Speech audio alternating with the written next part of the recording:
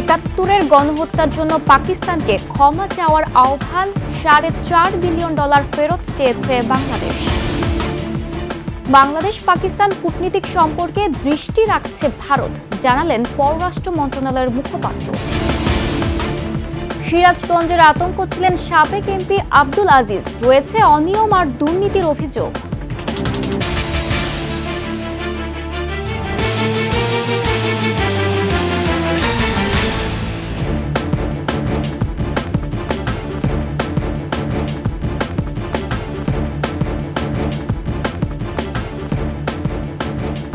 শুনছিলেন সংবাদ শিরোনাম। আমন্ত্রণ সকালের 21 সংবাদে, সাথে আছি আমি জান্নাতুল বুশরা। দর্শক, 21 টেলিভিশনের সংবাদ একসাথে সরাসরি দেখতে পাবেন আমাদের ফেসবুক পেজ www.facebook.com/2124 অনলাইনে। এছাড়া সাবস্ক্রাইব করতে পারেন www.youtube.com/@21etv চ্যানেলে। এছাড়া সংবাদে আরও থাকছে গ্রাম বাংলার ঘোড়দৌড় আর লাঠি খেলা দেখতে হাজারো মানুষের ঢল।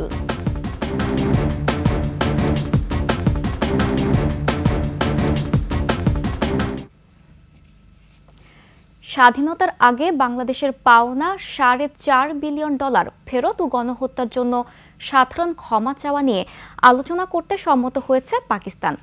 ঢাকা ইসলামাবাদ বিদ্যমান সম্পর্ক এগিয়ে নিতে পররাষ্ট্র সচিব পর্যায়ের বৈঠকে দুই দেশই একমত, এমনটা জানিয়েছেন পররাষ্ট্র সচিব জসিমউদ্দিন। এরপর পাকিস্তানের পররাষ্ট্র সচিব আমনা বালুচ দেখা করেন প্রধান উপদেষ্টা ডক্টর মোহাম্মদ ইউনূসের সঙ্গে। সে সময় দুদেশের সম্পর্ক আরও দৃঢ় করার আহ্বান জানান প্রধান উপদেষ্টা। বিস্তারিত আকবর হোসেন সুমনের রিপোর্টে।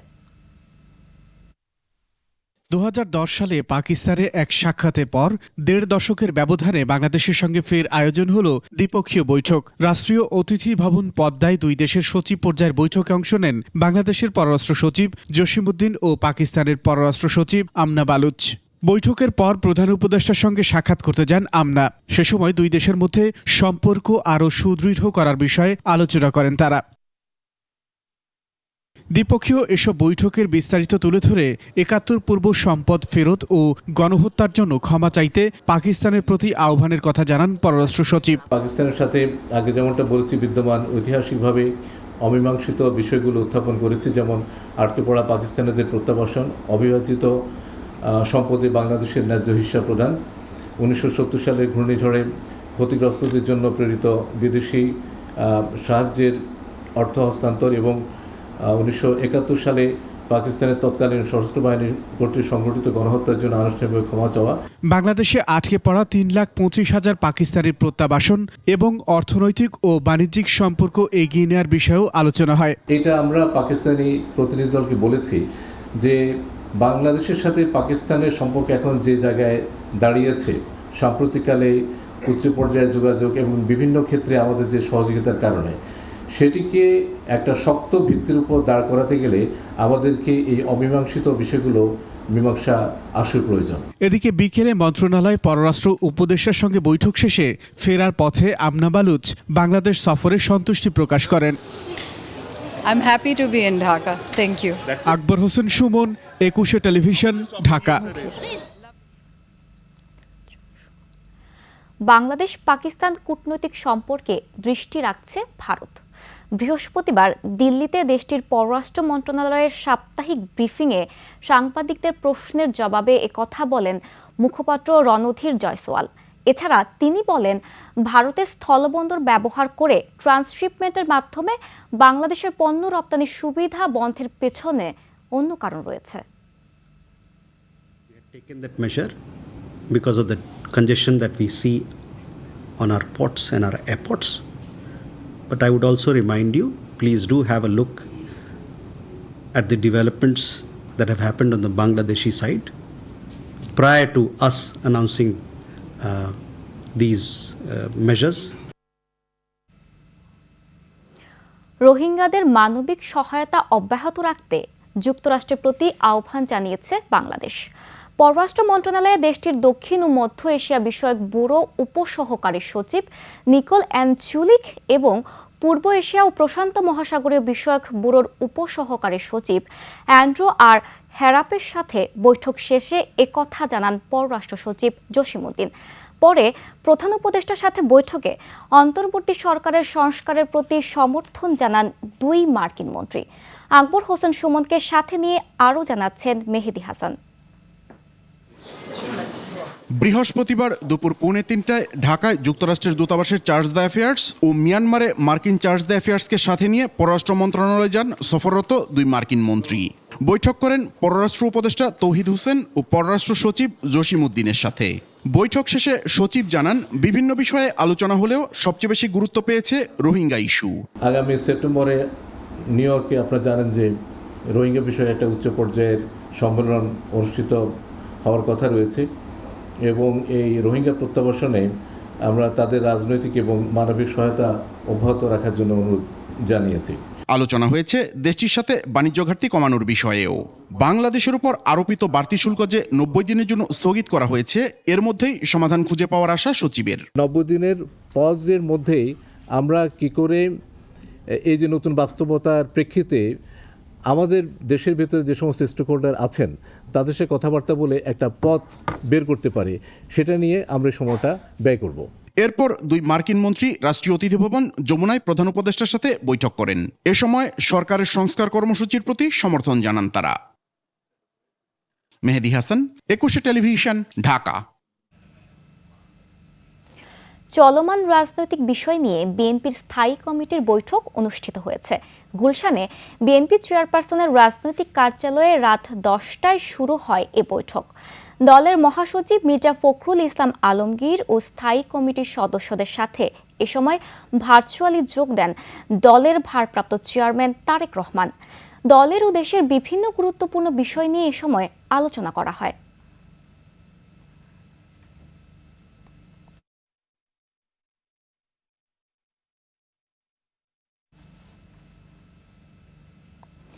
মানব সেবার আড়ালে এলাকায় মূর্তিমান এক আতঙ্ক হয়ে ওঠেন সিরাজগঞ্জ 3 আসনে আওয়ামী লীগের সাবেক এমপি ডাক্তার আব্দুল আজিজ।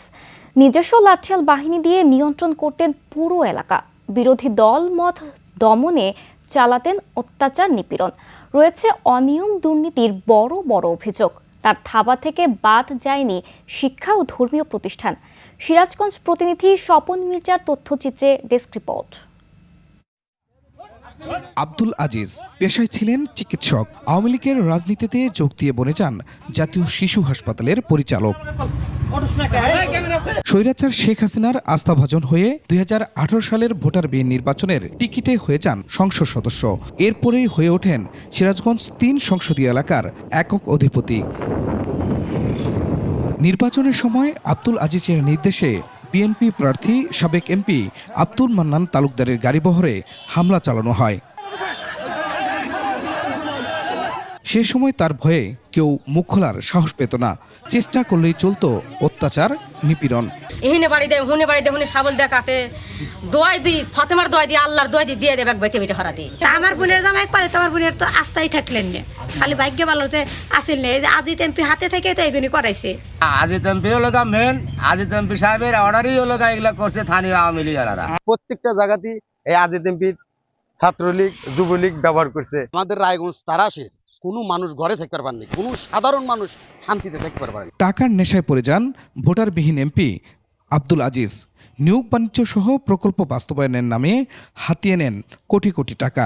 এমপির সাথে তারপরে যে আজিত, হ্যাঁ এমপি, সবার সাথে যোগাযোগ করে ইন্টারভিউ দিলাম, দেওয়ার পরে ওই যে ইয়া করে নিয়ে নিলাম। ওই যে ওখানে আমরা হলো ওই যে একটা ঈদ গেটে দিছে, আমি উদ্বোধন করলাম, এখানে একটা মাদ্রাসা দিব, মাদ্রাসা ঘর দিব আব্দুল আজিজ সাহেব। এই ঘর দরকার দরকার হয়ে গেছিল, স্যার খবর নাই। করার কথা ছিল, টাকা পয়সা দিছিল কি না দিছিল এমপি সাহেব মনে হচ্ছে ভেঙে ছিঁড়ে খাওয়া লাইছে। আমরা ঈদগাহ মাঠে নামাজ পড়ে পারি নাই। গণ অভ্যুত্থানে ফ্যাসিস্ট আওয়ামী লীগ সরকারের পতনের পর পালিয়েছিলেন প্রভাবশালী এই নেতা।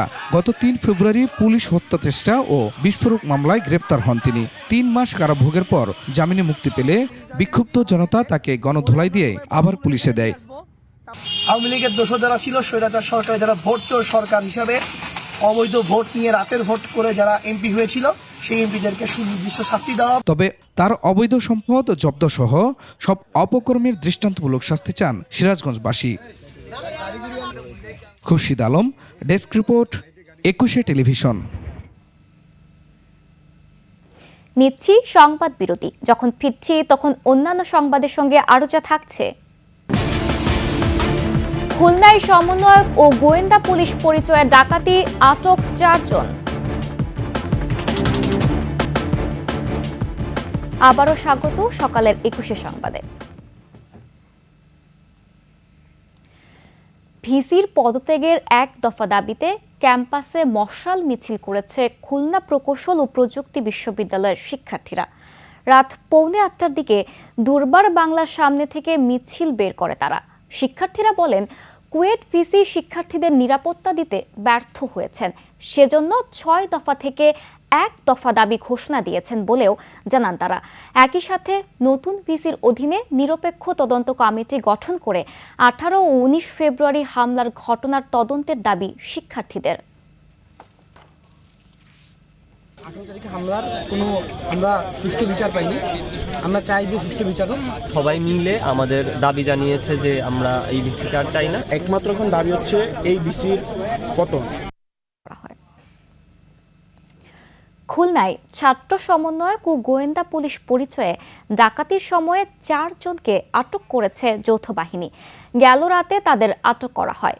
পুলিশ জানায়, মহানগরীর বয়রা আন্দির ঘাটের ইখতিয়ার উদ্দিন সুমনের বাড়িতে প্রথমে ছাত্র সমন্বয়কের পরিচয় দিয়ে প্রবেশ করে 4 যুবক। পরে আবার নিজেদের গোয়েন্দা পরিচয় দিয়ে বাড়িতে তল্লাশি শুরু করে। তাদের বাধা দিলে বাড়ির মালিক সুমনকে মারধর শুরু করে তারা। তাদের সাথে কথা কাটাকাটিতে প্রতিবেশীরা জড়ো হন। পরে ওই 4 যুবক সালাউদ্দিন শান্নু, মাসুদ রানা, ফয়সাল মাহমুদ ও রিফাত পারভেজ রাফিকে আটক করে পুলিশে খবর দেয় স্থানীয়রা। যৌথ বাহিনী ও পুলিশ গিয়ে তাদের আটক করে। তাদের বিরুদ্ধে মামলা করা হয়েছে। পরিচয় দিছে, তারপর সমন্বয়ক ছাত্র সমন্বয়কের সমস্ত পরিচয় দিছে।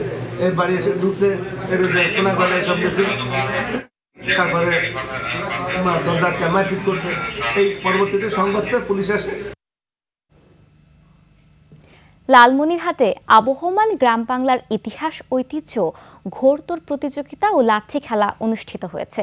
এদিকে রাজবাড়িতে 3 দিনব্যাপী লোকজ মেলায় ঢোলের তালে তালে হয় লাঠি খেলা। প্রতিনিধিদের তথ্য ছবিতে ডেস্ক রিপোর্ট।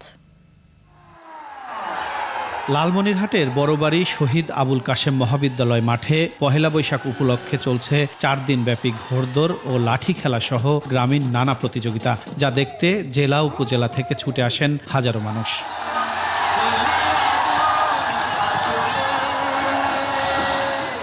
ঘোড়দৌড় প্রতিযোগিতায় অংশ নিতে বিভিন্ন জেলা থেকে ঘোড়া নিয়ে খেলায় অংশগ্রহণ করেন অনেকে। জয়ী হতে ঘোড়ার প্রাণপণ ছুটে চলা দেখে আনন্দে ভাসেন দর্শকরা। ঘোড়া খেলা আমি কখনোই দেখিনি, আজ ফার্স্ট টাইম দেখতেছি।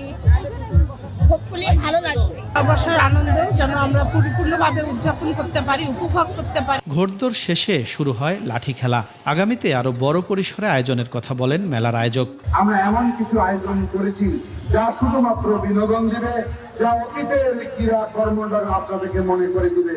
যে সমস্ত খেলা আমাদের মাঝ থেকে হারিয়ে গেছে, আপনাদের ভবিষ্যৎ প্রজন্ম চিনে না, জানে না, বুঝতে পারে না যে হাডুডু খেলা আমাদের প্রিয় খেলা ছিল, আজকে আমাদের মাঝে নাই। এখানে বাটন প্রতিযোগিতা হবে, জাল বুনন হবে, চকচল খেলা হবে, এই ধরনের নানান খেলার আয়োজন করা হবে। এদিকে পহেলা বৈশাখ ও নববর্ষ উপলক্ষে রাজবাড়িতে 3 দিনব্যাপী লোকজ মেলায় লাঠি খেলা অনুষ্ঠিত হয়। ফিরোজ হোসেন, 21 টেলিভিশন। আর এরই সাথে শেষ করছি আজকে 21 সংবাদ। যাবার আগে সংবাদ শিরোনামগুলো আরও একবার। 71-এর গণহত্যার জন্য পাকিস্তানকে ক্ষমা চাওয়ার আহ্বান, $4.5 বিলিয়ন ফেরত চেয়েছে বাংলাদেশ। বাংলাদেশ পাকিস্তান কূটনৈতিক সম্পর্কে দৃষ্টি রাখছে ভারত, জানালেন পররাষ্ট্র মন্ত্রণালয়ের মুখপাত্র। সিরাজগঞ্জের আতঙ্ক ছিলেন সাবেক এমপি আব্দুল আজিজ, রয়েছে অনিয়ম আর দুর্নীতির অভিযোগ।